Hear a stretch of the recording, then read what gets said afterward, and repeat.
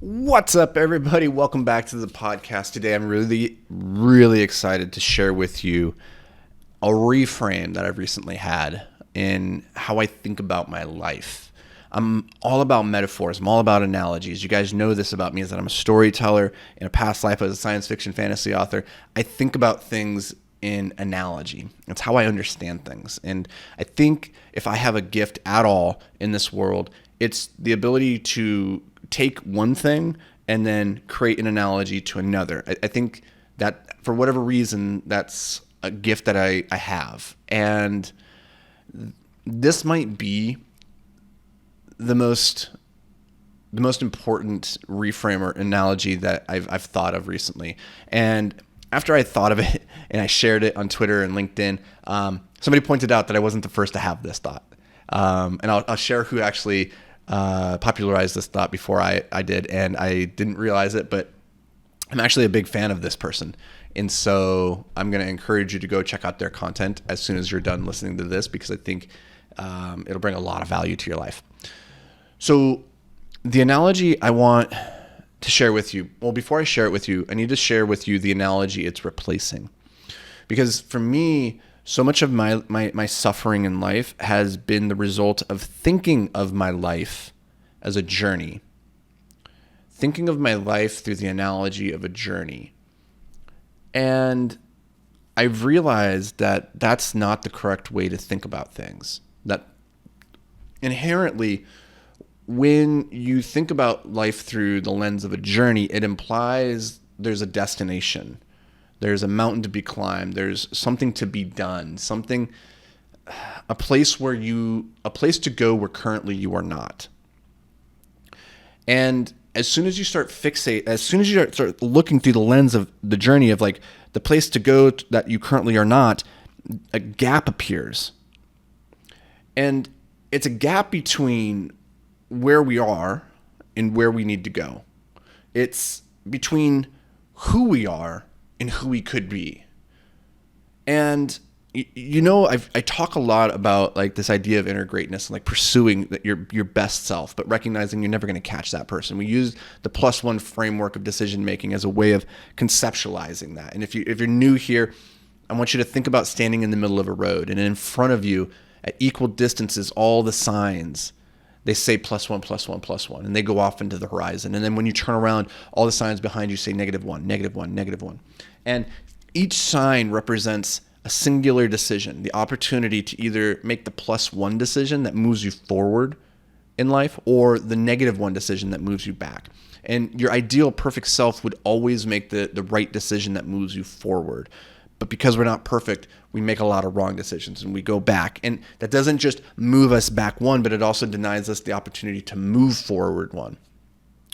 And so we're constantly falling behind like this idea of our best self. And I think there's a lot of value in this framework. The biggest value for me in that framework is that each decision is equally important, that we treat every decision, no matter how big or small, as important, because our life and the results that we achieve really are the manifestation of all the tiny decisions that we make leading up to the big result. Sometimes we put too much pressure on ourselves to make the big right decision, and not enough pressure on ourselves to make the small meaningless decision, or meaningless with air quotes. And what I find is that if you can be trusted to make the small decisions, then you will be better prepared to make the good big decisions. So that's the +1 framework of decision making. And I love that framework. But again, it implies the idea of a destination. And so I want to suggest to you that maybe there's another way to think about this. That maybe we don't just discard the idea of life as a journey entirely, but that we layer into it other concepts, other analogies that can serve us.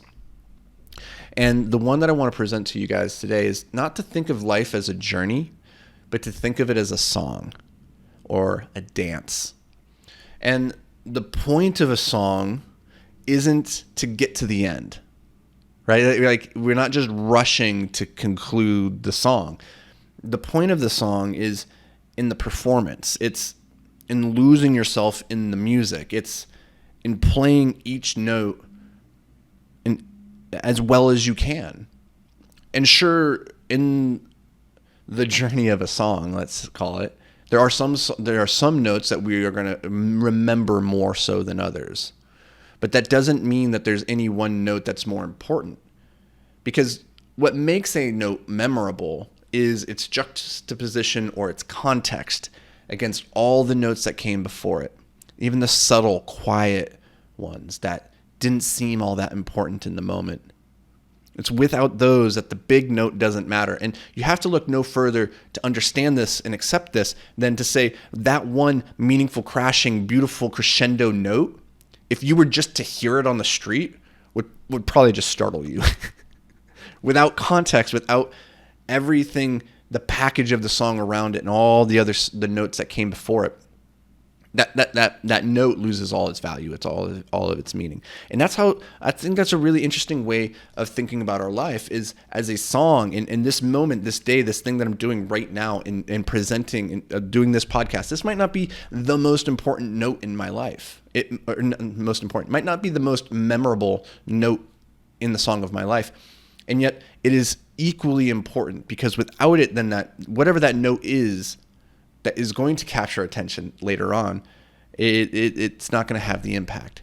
And so my goal, the challenge to myself is to show up each and every single day in every single moment and play whatever note that I'm playing, whatever part of the song that I'm in, to play it as well as I possibly can play it. And so this is the meditation I want you to sit with, is to not think about today as another step on some arbitrary journey of life. I want you to think about today as another note in the song of your life. And then I want you to ask yourself, what would it look like to play today this note beautifully? And then go do that.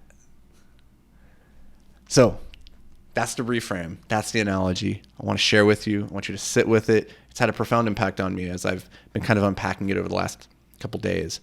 Now, this is, it turns out, not a unique analogy. That there's another great thinker. I'm not a great thinker. There's a great thinker out there who spoke about this very eloquently. His name's Alan Watts. He's I would call him a Zen philosopher from, I believe, like the 60s, 70s. He's no longer with us. He wrote, I've read one of his books called The Tao of Zen, and I've listened to a number of his speeches over the years. But I don't know if I'd ever heard this particular concept, or maybe I had, and it just for whatever reason, at this moment, the season of my life, the seed finally took root.